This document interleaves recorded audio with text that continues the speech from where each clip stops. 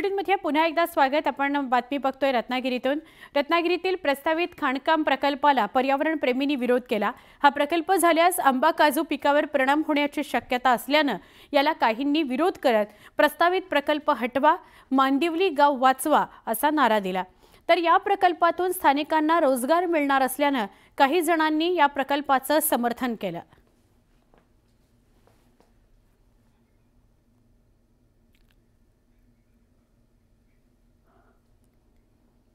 मांदिवली पंचकृषीमध्ये bauxite मायनिंगचा प्रकल्प आता येऊ पाहतोय। याच ठिकाणी हा प्रस्तावित मायनिंग प्रकल्प आहे। आपण पाहतोय या ठिकाणी आता कामाला सुद्धा सुरुवात झालेली आहे।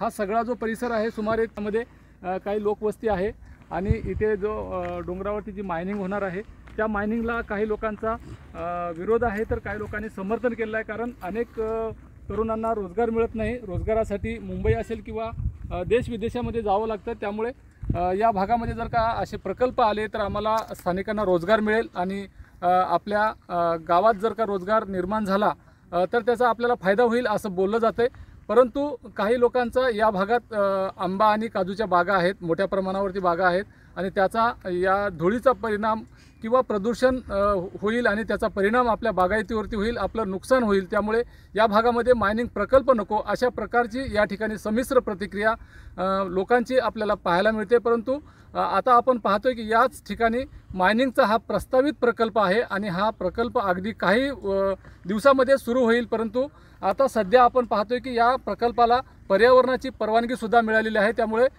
या प्रकल्पाला प्रशासनाकडून हिरवा कंदील मिळाला आहे। मात्र इथल्या स्थानिकांचा हिरवा कंदील मिळतो का आणि हा प्रकल्प भविष्यात सुरू होतो का हेच पाहणं महत्त्वाचं आहे। शिवाजी गोरे, न्यूज 18 लोकमत, मांदिवली, रत्नागिरी। याही मायनिंग चालू होताना अटी शर्तीचं पालन करून पर्यावरणाचं सगळं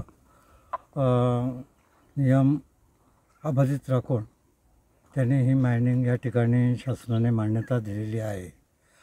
मांदिवली बाहितवाडी, मांदिवली सावंतवाडी हे जवळजवळ दीड पावणे 2 किलोमीटरच्या अंतरावरती दूर आहे।